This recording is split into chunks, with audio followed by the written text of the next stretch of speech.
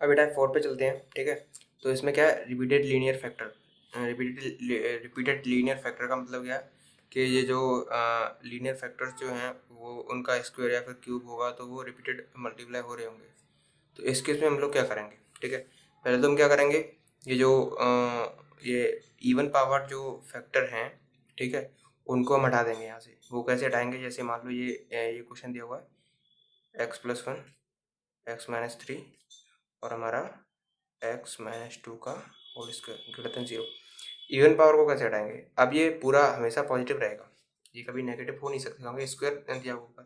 ये तो या तो जीरो हो सकता है, जीरो किस केस में हो सकता है, जब x की वैल्यू 2 हो तो इस केस में जीरो हो जाएगा। बट और किसी केस में ये कभी भी नेगेटिव नहीं हो सकता क्योंकि ये स्क्वायर लगा हुआ है, तो उसका 2 बार मल्टीप्लाई हो जाएगा, माइनस का तो वो पॉजिटिव हो जाएगा। तो ये पॉजिटिव नंबर हो गया, एक पॉजिटिव वैल्यू हो गई ना ये। तो अगर इससे हम मल्टीप्लाई या डिवाइड करेंगे दोनों तरफ तो इनइक्वालिटी में कोई फ़र्क नहीं पड़ेगा, कोई फ़र्क नहीं पड़ेगा ना। तो इस केस में क्या करेंगे, इसका दोनों तरफ डिवाइड कर देंगे, तो इसका इधर हो जाएगा x-2 का होल स्क्वायर और इधर भी x-2 का होल स्क्वायर। तो ये वैल्यू तो पूरी जीरो हो गई और इस केस में ये दोनों कैंसिल आउट हो जाएंगे। तो हमारा ये क्या बचेगा, केवल x+1 और x-3 ग्रेटर देन 0, ठीक है। तो इस केस में क्या होगा, तो वही सेम नंबर लाइन पे जीरोज मार्क कर लेंगे। तो एक तो ये -1 हो गया, एक हो गया +3, ठीक है। 3 से बड़ा रखेंगे तो हमेशा क्या आएगा, पॉजिटिव आएगा, ठीक है। 1 से 3 के बीच में, -1 से 3 के बीच में रखेंगे, 0 रखो तो ये नेगेटिव हो गया, ये पॉजिटिव हो गया, तो ये दोनों का नेगेटिव हो जाएगा।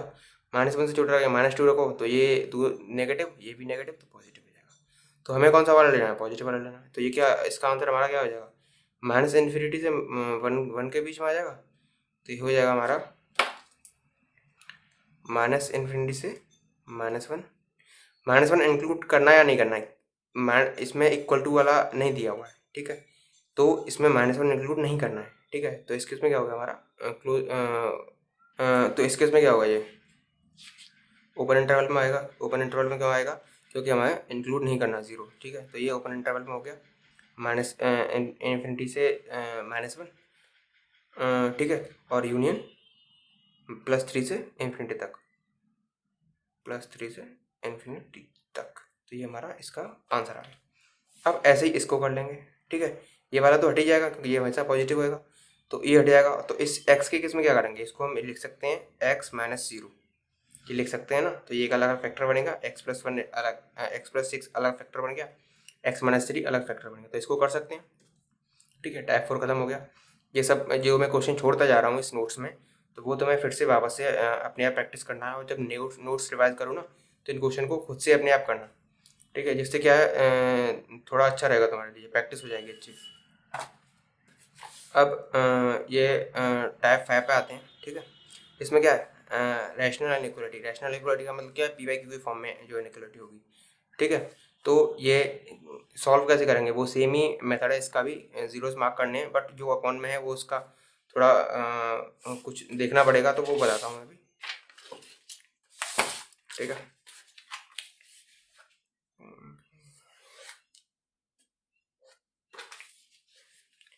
ये क्वेश्चन लिख लेंगे हम,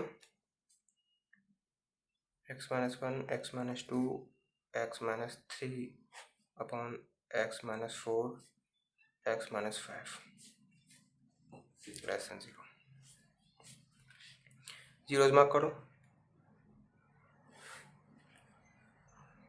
1 2 3 4 5, 1 2 3 4।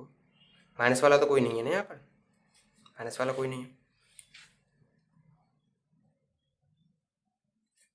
ठीक है। 5 से बड़ा रखो, सभी पॉजिटिव आएंगे 5 से बड़ा रखने पर, पॉजिटिव। भाई नीचे भी 5 से बड़ा रहेगा तो पॉजिटिव आएगा, तो पूरा वैल्यू पॉजिटिव हो जाएगी ना। 4 और 5 के बीच में 4.5 रखेंगे तो इस केस में क्या होगा, ये तो नेगेटिव हो जाएगा, ये पॉजिटिव, बाकी सब पॉजिटिव। तो नीचे नेगेटिव है और ऊपर पॉजिटिव है पूरा, तो क्या हो जाएगा, नेगेटिव हो जाएगा। 3 से 4 के बीच में 3.5 रखेंगे तो क्या हो जाएगा हमारा, ये नेगेटिव हो जाएगा उस केस में, ये भी नेगेटिव हो जाएगा। ये ऊपर वाला पॉजिटिव हो जाएगा क्योंकि 3.5 3 से बड़ा होता है, तो ये पूरा पॉजिटिव, ये दोनों नेगेटिव, तो नेगेटिव नेगेटिव पॉजिटिव हो जाता है, ठीक है। तो ऊपर भी पॉजिटिव है तो कितना हो जाएगा, पॉजिटिव हो जाएगा। अगर हम 2 से 3 के बीच में रखेंगे तो 2 से 3 के बीच में क्या होगा, 2.5 रख लो, 2.5। तो उसके इसमें ये भी नेगेटिव, ये भी नेगेटिव, ये भी नेगेटिव, ये पॉजिटिव, ये पॉजिटिव, तो ऊपर नेगेटिव नीचे पॉजिटिव, क्योंकि ये दोनों का मल्टीप्लाई होगा तो पॉजिटिव हो जाएगा भाई, तो नेगेटिव हो जाएगा। 1 से 2 के बीच में 1.5 रखेंगे तो ये हमारा पॉजिटिव रहेगा, बाकी सब ये नेगेटिव, ये नेगेटिव, ये नेगेटिव, ये नेगेटिव, तो ये नेगेटिव नेगेटिव, ये पॉजिटिव हो जाएगा, ये नेगेटिव, ये नेगेटिव, ये पॉजिटिव हो जाएगा। ये पहले से पॉजिटिव दे रखा है, तो ये ऊपर पॉजिटिव नीचे भी पॉजिटिव, तो ये हमारा पॉजिटिव। 1 से छोटा रखो, 0 रखो, तो बाकी सब 0 रखेंगे तो ये पूरा नेगेटिव हो जाएगा। सब नेगेटिव हो जाएंगे तो ऊपर 3 नेगेटिव है, नीचे 2 नेगेटिव है, तो दोनों नेगेटिव ऊपर नीचे वाला पॉजिटिव हो जाएगा। ऊपर 3 नेगेटिव है तो नेगेटिव नेगेटिव, ये पॉजिटिव, और ये एक नेगेटिव अलग बच गया, तो ये पॉजिटिव हो गया, ये नेगेटिव हो गया, तो पूरा ऊपर नेगेटिव आ गया, और नीचे पॉजिटिव है तो ये हमारा नेगेटिव हो जाएगा।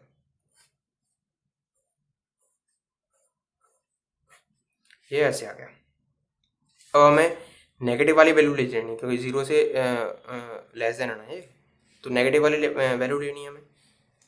तो कौन कौन सी वैल्यू आ गई हमारी, तो -∞ से 1, एक तो एक हो गया 2 से 3, एक हो गया 4 से 5।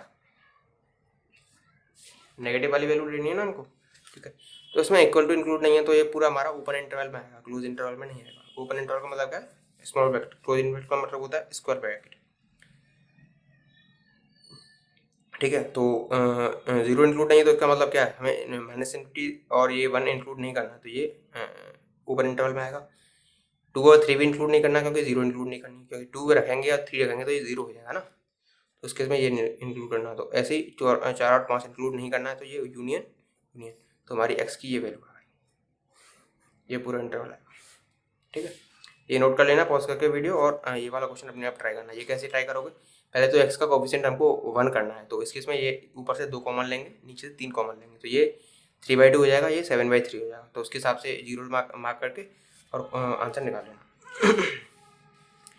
ये नेक्स्ट पार्ट आता है, नेक्स्ट स्टेप वो होता है डबल इनइक्वालिटी का। तो डबल इनइक्वालिटी के केस में क्या करेंगे, हम पहले एक वाला पार्ट ले लेंगे, ठीक है, फिर दूसरा वाला लेंगे, दोनों का क्या निकालेंगे, फिर हम दोनों का हम इंटरसेक्शन निकालेंगे, ठीक है। क्या निकालेंगे, हम इंटरसेक्शन निकालेंगे। अभी मैं करके बता रहा हूँ ये, ठीक है, करते हैं।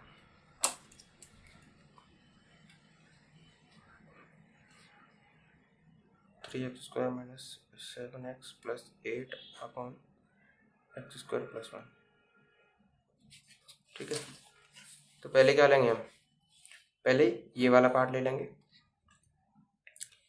1,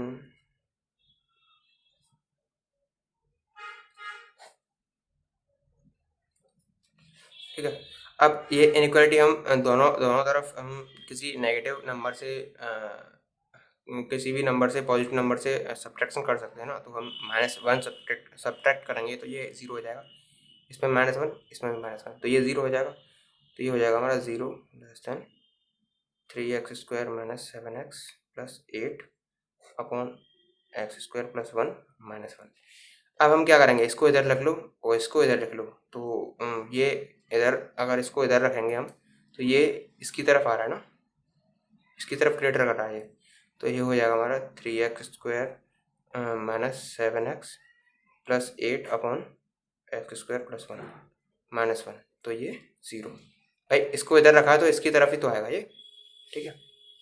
तो इसको आगे सॉल्व करेंगे तो ये हो जाएगा हमारा 3x² - 7x + 8 -x² - 1 upon x² + 1।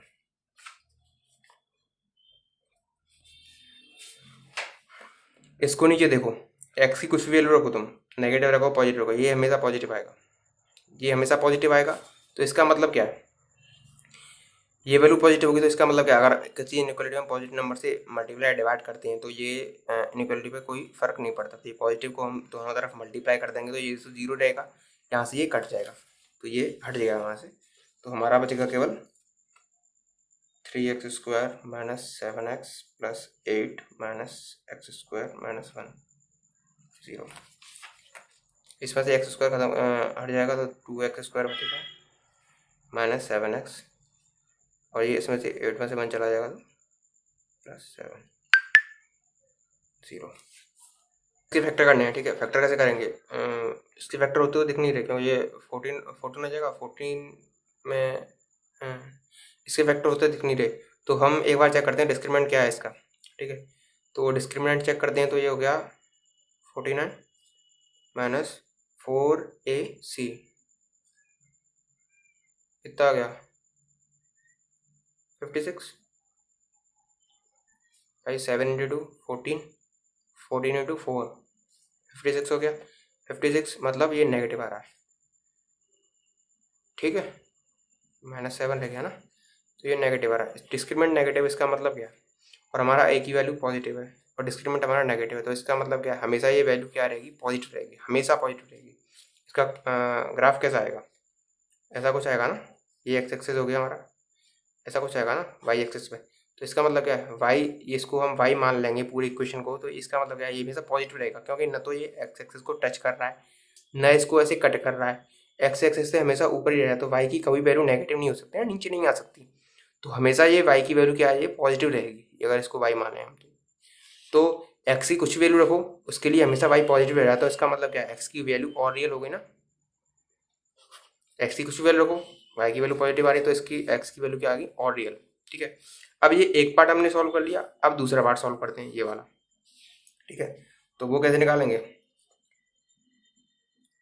3x² minus 7x plus 8 upon x² plus 1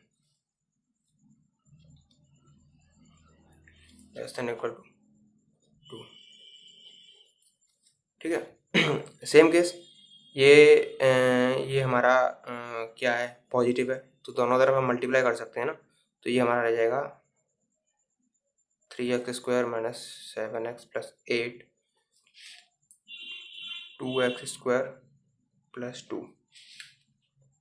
अब हम इसमें किसी इनइक्वालिटी में हम अगर सब्ट्रैक्ट या फिर एडिशन करते हैं किसी पॉजिटिव और नेगेटिव नंबर का, तो उससे कोई फ़र्क नहीं पड़ता ना इनइक्वालिटी पर, तो इसे हम इधर ले आएंगे, तो ये हो जाएगा 3x² minus 7x plus 8 minus 2x minus 2 0 2x², तो ये हमारा बचेगा x², ठीक है, माइनस 7x प्लस 6 0। तो इसके फैक्टर करो, इस फैक्टर क्या आ जाएंगे? x² minus 6x minus x plus 6 0 x minus 6, ठीक है, x माइनस 0 मार्क कर लो 1 6 से बड़ा रखेंगे तो पॉजिटिव आएगा दोनों तरफ। 6 से 1 के बीच में मान लो 5 रख लो, तो ये नेगेटिव हो जाएगा, ये पॉजिटिव हो जाएगा, तो ये नेगेटिव हो जाएगा। 1 से छोटा रखो 0 रखेंगे तो दोनों नेगेटिव हो जाएंगे, तो नेगेटिव नेगेटिव पॉजिटिव हो जाएगा। तो हमें इसमें क्या लेना है? नेगेटिव लेना है, तो 1 2 6 हो जाएगा। बट इसमें इंक्लूड इक्वल टू इंक्लूड है, तो हमें 1 और 6 दोनों इंक्लूड करने हैं, तो इसका मतलब क्या है? इसमें क्लोज इंटरवल आएगा, तो ये हो जाएगा हमारा x belongs to 1 6 close interval, ठीक है, क्लोज इंटरवल। और ये ऊपर वाला हमारा और रियल था, ठीक है। तो हमारे दोनों का ये पूरा, अगर x का हम पूरे का इसका वैल्यू निकालेंगे, तो हमारा दोनों का इंटरसेक्शन आएगा, तो ये x belongs to r intersection x belong to 1 6। तो इंटरसेक्शन में क्या होगा? दोनों का कॉमन आता है, तो दोनों का कॉमन क्या आएगा? 1 इंटू 6, हमारा फाइनल वैल्यू हो जाएगी x बिलोंग्स टू 1 6। इसका इंटरसेक्शन हम क्यों ले रहे हैं कॉमन वैल्यू? अगर यूनियन लेंगे तो ये भी इंक्लूड होगा, ये भी, तो ऑल रियल हो जाएगा। बट अगर हम ऑल रियल वैल्यू लेंगे इसमें, तो 1 और 6 के बाहर अगर वैल्यू रखते हैं हम, तो ये वाला इक्वेशन सेटिस्फाई नहीं होती ना। 1 और 6 के बाहर रखेंगे तो ये वाली, बट इसमें क्या है? हमारी दोनों इक्वेशन सेटिस्फाई होनी चाहिए, तभी तो हम ये क्वेश्चन सही बैठेगा ना भाई। दोनों अगर हमें इसकी x की वैल्यू निकालनी है, तो ये भी सेटिस्फाई होनी चाहिए, जो आप x वैल्यू रखेंगे तो ये भी होनी चाहिए दोनों। अगर मान लो हमें इस इक्वेशन से इससे x की वैल्यू, मान लो कोई इक्वेशन है, इससे x की वैल्यू आ रही है 1 2 6, ठीक है, इस वाली से 1 2 6 आ रही हैं, और इस वाली से आ रही हैं मान लो 1 2 6 के बाहर आ रही हैं, ठीक है, ऑल रियल हमने बोला, ठीक है। अगर हम x की वैल्यू यहाँ पे मान लो 7 रख देते हैं, ठीक है, अगर x की वैल्यू 7 रखेंगे तो ये तो सेटिस्फाई हो जाएगा, ठीक है। बट ये नहीं हो पाएगा, ये ऐसा नहीं हो पाएगा। अगर एक्स की वैल्यू इसमें 7 रखेंगे तो ये लेस देन इक्वल टू 2 नहीं आएगा। तो अगर ये सेटिस्फाई नहीं हो पा रहा है, ठीक है, तो ये वैल्यू सही थोड़ी होगी, ये वैल्यू गलत होगी ना हमारे लिए। अगर ये इक्वेशन ही सेटिस्फाई नहीं हो रही इस वैल्यू से, तो हम क्यों निकाल रहे हैं। मान लो हमें अगर क्वाड्रेटिक का कोई क्वाड्रेटिक इक्वेशन सॉल्व करी हमने हमने उसकी वैल्यू आई 1,2, मतलब एक रूट उसका 1 आया, एक रूट 2 आया, हम उसका वैल्यू 3 रखना है उसमें उस इक्वेशन में, तो वो सेटिस्फाई थोड़ी करेगा वो क्वाड्रेटिक इक्वेशन को, ये 3 वैल्यू, ठीक है। तो भाई अगर हम किसी क्वेश्चन का सॉल्यूशन निकाल रहे हैं तो वो वैल्यू उस पर सेटिस्फाई भी तो करनी चाहिए ना उस इक्वेशन पे। बट इसमें 7 इस केस में नहीं कर रही है, क्योंकि इसमें 1 to 6 ही रखना है। तो हम क्या करेंगे, इसका और इसका कॉमन लेंगे, जिससे ये भी सेटिस्फाई हो जाए और ये भी हो जाए, ठीक है। तो हमारा फाइनल आंसर क्या आएगा, x बिलोंग्स टू 1 to 6। ये कुछ एक्स्ट्रा एग्जाम्पल्स हैं एक्स्ट्रा उससे रिलेटेड, ये जो अभी तक पढ़ा है उससे रिलेटेड। तो इन क्वेश्चन को तुम्हें करके देखना है अपने आप, ठीक है, खुद से। आगे हमारा आता है आइडेंटिटी। आइडेंटिटी का मतलब क्या होता है, जैसे मान लो ये दोनों इक्वल है भाई, a प्लस बी के होल स्क्वायर को हम खोलते हैं तो A square plus B square plus 2a भी आता है ना, फॉर ऑल ए बी जो रियल है उन सब के लिए। तो आइडेंटिटी का मतलब क्या है, ए और बी की वैल्यू कुछ भी रखो दोनों इक्वल आएंगे, तो इसका मतलब ये क्या है आइडेंटिटी, मतलब ए और बी की कोई भी वैल्यू रख लो हमेशा दोनों इक्वल आएंगे, तो ये क्या है आइडेंटिटी है। सेकंड केस में जब जो हमारा क्वाड्रेटिक एक्सप्रेशन दे रखा है A X square plus B x plus C equal to 0, ठीक है। तो if this is identity then, अगर ये आइडेंटिटी है तो उस केस में क्या होगा, ए बी सी तीनों 0 होंगे। क्यों 0 होंगे, आइडेंटिटी के केस में क्या होता है कि एक्स की कोई भी वैल्यू रखो हमेशा ये 0 आना चाहिए। 0 किस केस में आएगा, जब ए और ए बी सी तीनों 0 होंगे, उस केस में आएगा। क्योंकि अगर मान लो एक्स हमारा 0 है तो सी वैल्यू रह जाएगी, तो वो 0 नहीं आएगा इक्वल में, ठीक है। अगर सी की कोई और वैल्यू होगी 0 से अलावा, तो वो 0 नहीं आएगा, ठीक है। सेकंड केस लेते हैं, मान लो एक्स की वैल्यू 0 ना रख के हम कोई और वैल्यू रखते हैं 1 2 या फिर कुछ भी और, तो उस केस में ये वैल्यू आ जाएगी। अगर सी 0 मान भी लो आप, तो ये वैल्यू 0 नहीं रहेगी। तो मतलब ये दोनों इक्वल, ये दोनों इक्वल नहीं रहेंगे, मतलब ये 0 नहीं आएगा तो दोनों इक्वल नहीं रहेंगे, ठीक है। तो ये आइडेंटिटी होने के लिए ये ए बी सी तीनों 0 होने चाहिए, तभी ये आइडेंटिटी होगा। आइडेंटिटी का मतलब क्या है कि एक्स की कुछ भी वैल्यू रखो हमेशा 0 आना चाहिए, ये भी पार्ट, तभी ये आइडेंटिटी होता है, ठीक है। अब नेक्स्ट चलते हैं आइडेंटिटी, इसी आइडेंटिटी में, ठीक है। तो कोई क्वाड्रेटिक इक्वेशन होता है, उसके नंबर ऑफ रूट्स कितने हो सकते हैं, 0 हो सकता है। 0 किस केस में होगा, जब हमारे जो डिस्क्रिमिनेंट है वो नेगेटिव होगा, तो उस केस में नंबर ऑफ रूट्स 0 होंगे, क्योंकि जो रूट्स होंगे वो रियल नहीं होंगे, वो इमेजिनरी होंगे, ठीक है। डिस्क्रिमिनेंट नेगेटिव होगा। रूट 1 कब होगा, रूट 1 जब होगा जब डिस्क्रिमिनेंट हमारा 0। अगर किसी ने प्रीवियस लेक्चर्स देखे होंगे तो वो सबको उसको सब क्लियर हो रहा होगा कि कैसे ये 0 होगा डिस्क्रिमिनेंट, तब रूट 1 होगा, या फिर डिस्क्रिमिनेंट नेगेटिव होगा तो रूट 0 होगा, वो सब क्लियर हो रहा होगा उसे। रूट दो रूट कब होंगे, जब डिस्क्रिमिनेंट हमारा पॉजिटिव होगा, मतलब एक्स को वो 2 जगह पे कट करेगा, तो वो रूट हमारे 2 हो जाएंगे। रूट इनफाइनाइट किस केस में होंगे, जब ये हमारी आइडेंटिटी होगी। आइडेंटिटी मतलब ए बी सी तीनों 0, तो उस केस में एक्स की कोई वैल्यू रख लो, कहीं से भी कहीं तक रख लो, तो वो हमेशा 0 आएगा। तो इस केस में इसके रूट्स क्या आ जाएंगे, इनफाइनाइट। किस केस में होंगे, जब ए बी सी तीनों 0 होंगे, जब ये आइडेंटिटी होगा तब इसके रूट्स होंगे इनफाइनाइट, ठीक है।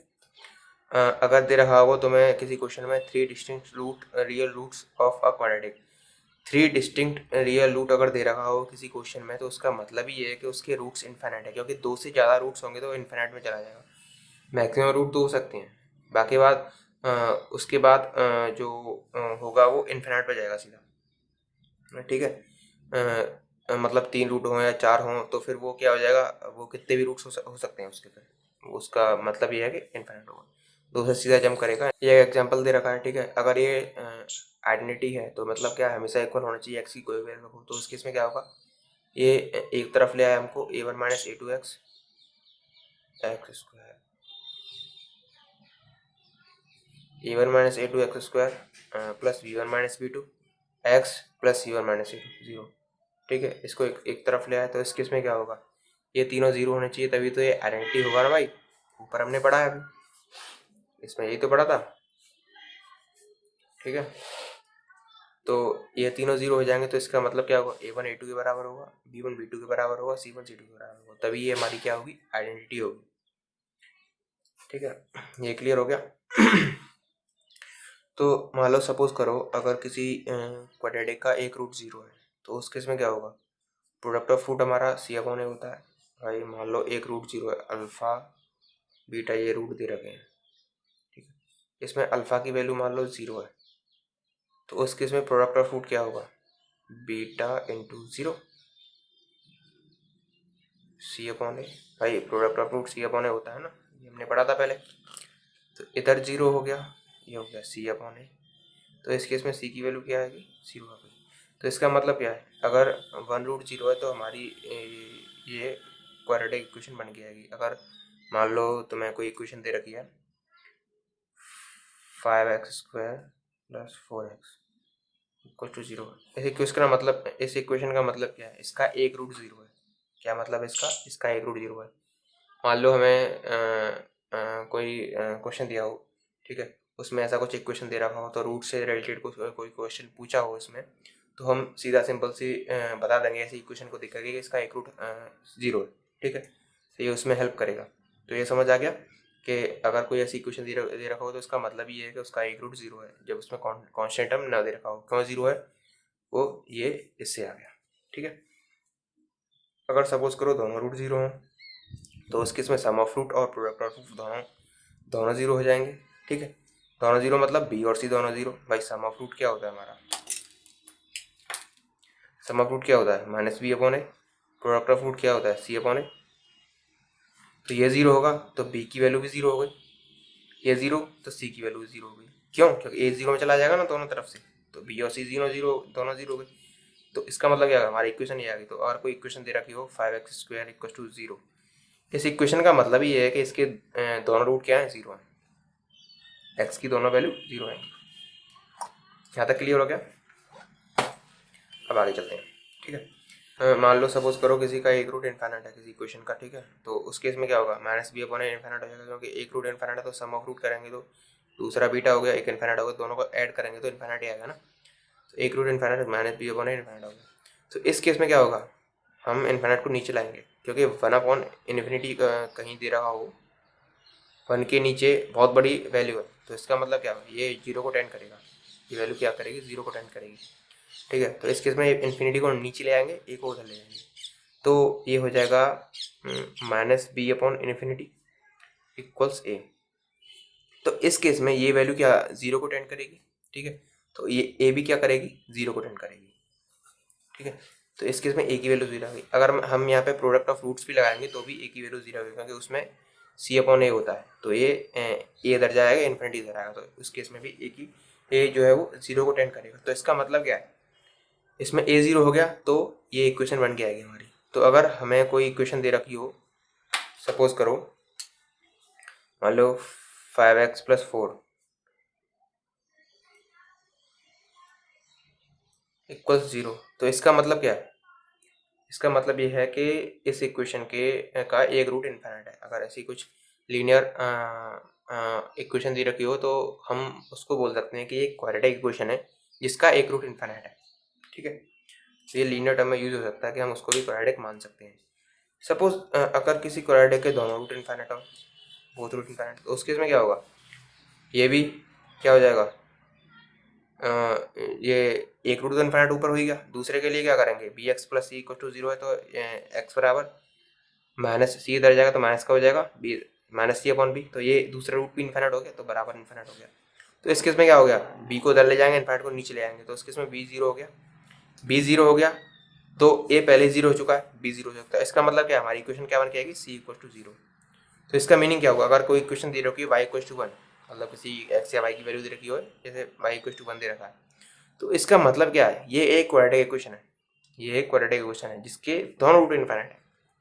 इसका मीनिंग क्या होगा, ये एक क्वाड्रेटिक इक्वेशन है जिसके दोनों रूट इनफाइनाइट है। अगर इक्वेशन y = 1 दे रखा हो, कोई भी कुछ वैल्यू दे रखी हो, तो उसका मतलब ही क्या है कि ये एक क्वाड्रेटिक इक्वेशन है जिसके दोनों रूट इनफाइनाइट है। ठीक है, वैसे हम इसको कांस्टेंट टर्म बोलते हैं, तो बट इसका मीनिंग एक्चुअल मीनिंग क्या होता है, ये क्वाड्रेटिक इक्वेशन है जिसके दोनों रूट इनफाइनाइट मान के हम चलते हैं। ठीक है, अब ये क्वेश्चन है, ये एग्जांपल दे रखा है, ठीक है। If 2p minus q x square p minus 1x 5 equals to 0 has both root infinite, find p and q। अब ये क्वेश्चन के दोनों रूट इनफाइनाइट दे रखे हैं, तो इसका मतलब क्या है, इसमें हमें p एंड q फाइंड करना है।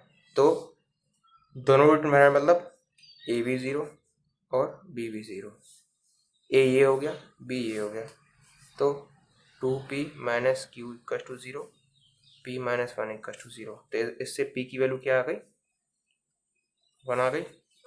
p की वैल्यू ऊपर रखेंगे तो इससे q की वैल्यू क्या आ गई हमारी, 2 आ गई। p और q की वैल्यू आ सकती है दोनों, तो ये हमारे लिए क्या हो गया, इजी हो गया, ठीक है। दोनों रूट इनफाइनाइट्स का मतलब ये। अब आते हैं हम सिमेट्रिक फंक्शन में, ठीक है। सिमेट्रिक फंक्शन का मतलब क्या होता है कि जैसे एफ ऑफ अल्फा बीटा दे रखा है, तो alpha square beta plus beta square alpha. तो अगर हम एफ ऑफ बीटा अल्फा निकालेंगे तो मतलब क्या है, अल्फा इस इक्वेशन में जहाँ जहाँ अल्फा है उसकी जगह बीटा हो जाएगा, जहाँ जहाँ बीटा है उसकी जगह पे अल्फा आ जाएगा, दोनों मतलब रिवर्स हो जाएगा। तो इस केस में अल्फा स्क्वायर तो बीटा स्क्वायर हो गया, बीटा है तो अल्फा हो गया, ऐसे ही बीटा स्क्वायर तो अल्फा स्क्वायर हो गया, और अल्फा है तो बीटा हो गया, ठीक है। तो ये दोनों इक्वल है, तो ये दोनों मतलब सिमेट्रिक है, ठीक है, एक दूसरे के।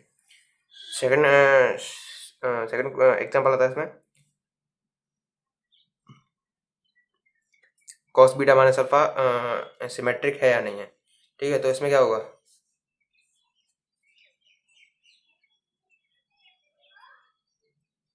माइनस अल्फा, ये सिमेट्रिक है कि नहीं। अब इसमें बीटा अल्फा हो गया, ये अल्फा बीटा निकालेंगे तो F of cos alpha minus beta, ठीक है। कॉस के केस में क्या होता है, कॉस माइनस थीटा क्या होता है, कॉस थीटा के बराबर हो जाता है ना, उसमें प्लस हो जाता है कॉस माइनस थीटा के केस में। तो ऐसे में माइनस ले लेंगे हम, तो क्या होगा, कॉस माइनस ले लिया बाहर, बीटा माइनस अल्फा ले लिया। तो इस केस में माइनस थीटा है तो कॉस पॉजिटिव रहता है माइनस थीटा का, तो ये हो जाएगा cos beta minus alpha, same value आ गई, ठीक है। तो इसका मतलब क्या है, ये सिमेट्रिक है अगर सेम वैल्यू आ जाए तो। अब साइन के केस में हम लेंगे तो इसमें क्या होगा, साइन के केस में क्या हो जाएगा, एक तो अल्फा माइनस बीटा हो गया, अगर बीटा अल्फा लेंगे तो साइन बीटा माइनस अल्फा हो गया, अगर माइनस लेंगे तो बाहर लेंगे तो ये हो जाएगा sine minus alpha minus beta, ठीक है। तो साइन माइनस थीटा होगा तो वो माइनस बाहर आ जाता है साइन में, तो ये क्या हो जाएगा, minus sign alpha minus beta. तो इस केस में क्या है, ये एंटी सिमेट्रिक है, ये सिमेट्रिक नहीं है, इसे हम नॉट सिमेट्रिक बोलते हैं। क्यों सिमेट्रिक नहीं, क्योंकि ये इक्वल नहीं आ रहा है। पहले sine alpha F of alpha beta था sine alpha alpha minus beta, और ये हो गया F of beta alpha sine alpha minus beta के बराबर नहीं आ रहा है, माइनस अल्फा माइनस बीटा के बराबर आ रहा है। तो इसका मतलब क्या है, ये सिमेट्रिक नहीं है। सिमेट्रिक कब होगा, जब alpha F of alpha beta और एफ ऑफ बीटा अल्फा दोनों इक्वल होंगे तब ये सिमेट्रिक होगा, और बाकी किसी में सिमेट्रिक नहीं होगा, तो ये सिमेट्रिक नहीं है। कॉस वाला सिमेट्रिक है हमारा, और ये वाला सिमेट्रिक है। अब आगे चलते हैं, कंडीशन ऑफ कॉमन रूट्स। ये क्या होता है, कंडीशन ऑफ कॉमन रूट मतलब है, मान लो कोई दो इक्वेशन दे रखे हैं, दो काइनेटिक इक्वेशन, उनमें से कोई रूट कॉमन है, तो ये इसी केस में ये एक इक्वेशन हो गई, ये दूसरी इक्वेशन हो गई, इसमें रूट कॉमन है। कौन सा रूट कॉमन है, ये वाला, दो कॉमन है, ठीक है। तो एक रूट कॉमन हो गया इन दोनों इक्वेशन का, ठीक है। तो अगर ये दो इक्वेशन दे रखी हैं, ठीक है, अब इनमें मान लो दोनों रूट कॉमन है, तो उस केस में क्या होगा, जो कोफिशिएंट्स होंगे वो प्रोपोर्शनल होंगे, ठीक है। a1/a2 equal to b1/b2 equal to c1/c2, ठीक है। ये क्यूबिक के लिए भी वैलिड होता है, ठीक है। और कोफिशिएंट प्रोपोर्शनल होते हैं, वो क्यों होते हैं, मान लो हमें कोई इक्वेशन दे रखी है, मान लो हमें एक इक्वेशन दे रखी है x square minus 4x plus 3 equal to 0, ठीक है। ये एक इक्वेशन दे रखी है। अब इसमें एक दूसरी इक्वेशन दे रखी है हमें 2x square minus 8x plus 6 equal to 0, ठीक है। अब दोनों रूट कॉमन का मतलब क्या है, दोनों रूट कॉमन का मतलब ये है कि ऊपर वाली इक्वेशन के दो रूट जो आ रहे हैं अल्फा बीटा, वही रूट इसके आ रहे हैं।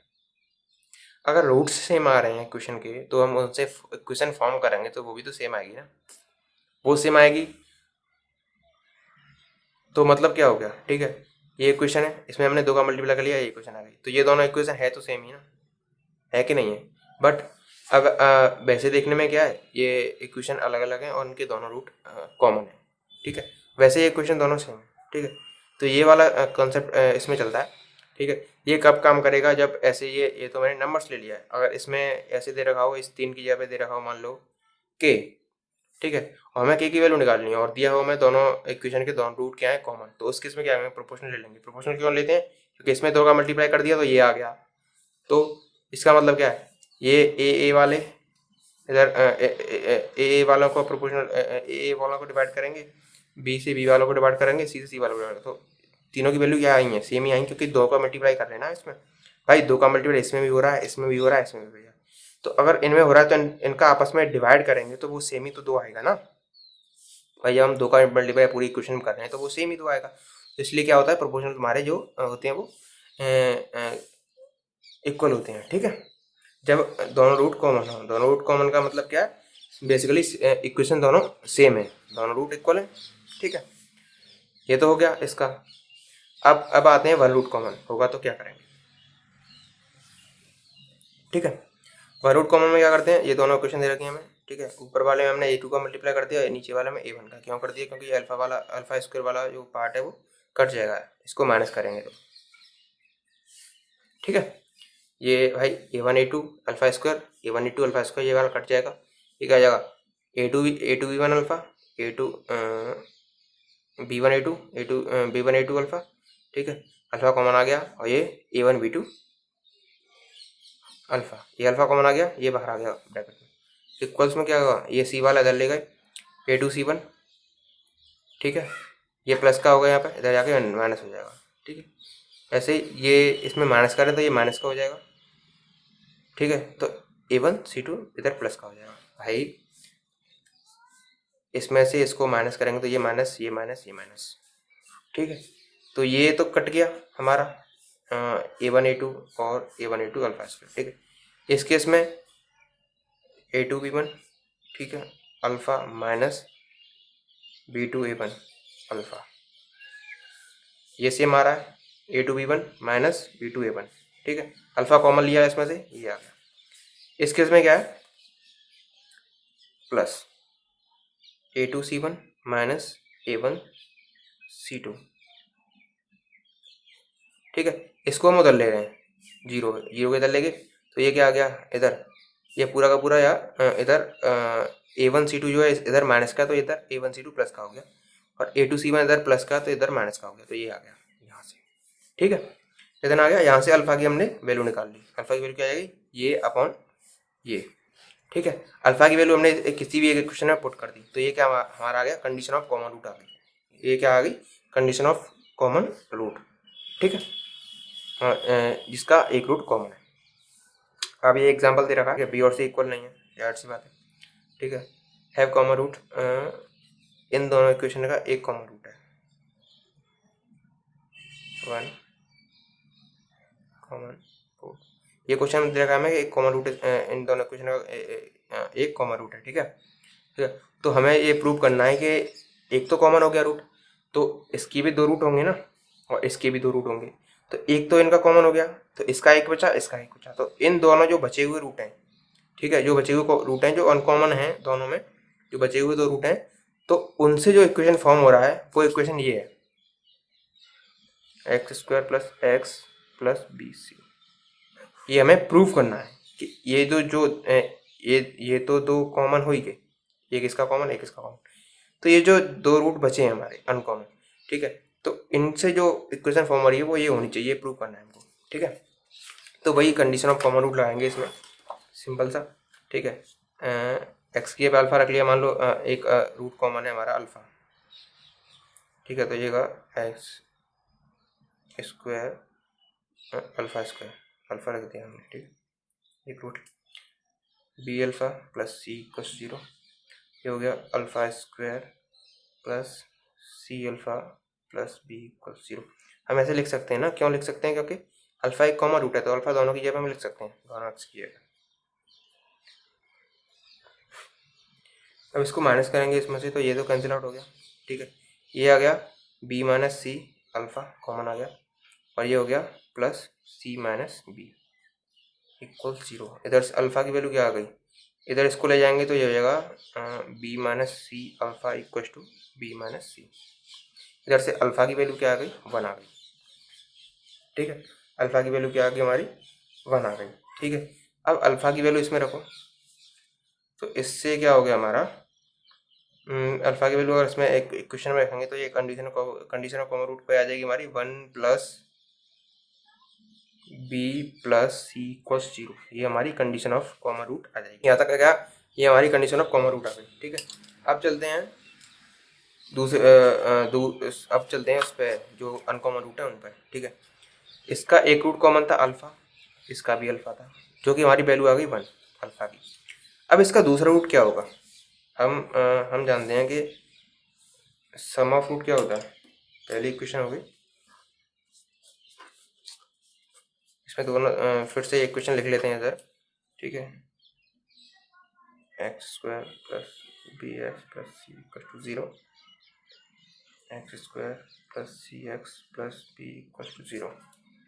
ठीक है, एक तो इनका रूट आ गया अल्फ़ा। ठीक है, अल्फ़ा इक्वल टू 1। ठीक है, दूसरा रूट क्या होगा इनका, प्रोडक्ट ऑफ रूट वाला फॉर्मूला लगाएंगे तो ये हो जाएगा, मान लो दूसरा रूट इसका बीटा है, इसका गामा है। ठीक है, तो प्रोडक्ट ऑफ रूट वाला फॉर्मूला लगाएंगे तो एक रूट तो अल्फ़ा 1 हो गया, तो प्रोडक्ट ऑफ रूट क्या हो गया, beta into 1 equals to C upon A होता है तो सी हो गया। तो बीटा की वैल्यू यहाँ पे क्या आ गई, सी आ गई। दूसरे रूट, तो इसका दूसरा रूट क्या आ गया, सी आ गया। ठीक है, इसका गामा है तो ये गया गामा इंटू 1 इक्वल टू, एक तो अल्फ़ा 1 वही है क्योंकि कॉमन है वो दोनों में, तो प्रोडक्ट ऑफ रूट क्या हो गया, इसमें सी अपॉन है तो सी की जब वैल्यू क्या है इसमें बी है तो ये जाएगा बी, तो गामा की वैल्यू क्या आ गई, बी। अब हमें इनके रूट्स को मिला करके क्वाड्रेटिक इक्वेशन फॉर्म करना है। तो हमें पहले पढ़ा था हमने कि जब हमारे दो रूट दे रखे हों इक्वेशन के तो हम उसकी क्वाड्रेटिक इक्वेशन फॉर्म कैसे करते हैं, वो फॉर्म होती है x square minus sum of roots, sum of root क्या है, बीटा और gamma, beta plus gamma into x plus product of root beta into gamma. ये हमारी इक्वेशन फॉर्म हो गई। ठीक है, अब बीटा प्लस गामा क्या है यहाँ पर, x square minus beta plus gamma क्या है, सी बीटा है और गामा क्या है, बी, तो सी प्लस बी हो गया dot x plus c dot b equal to 0। हमें कंडीशन ऑफ कॉमन रूट से बी प्लस सी की वैल्यू क्या आ गई, -1। ठीक है, तो उसको यहाँ पुट कर देंगे तो ये क्या आ गया, एक्स स्क्वायर -1 यहाँ रखेंगे तो ये प्लस हो जाएगा, plus x plus b c equal to 0। ये हमारी प्रूव होके आ गया कि यही इक्वेशन है जो अनकॉमन रूट है हमारे उनसे। यहाँ तक समझ आ गया। ठीक है, अब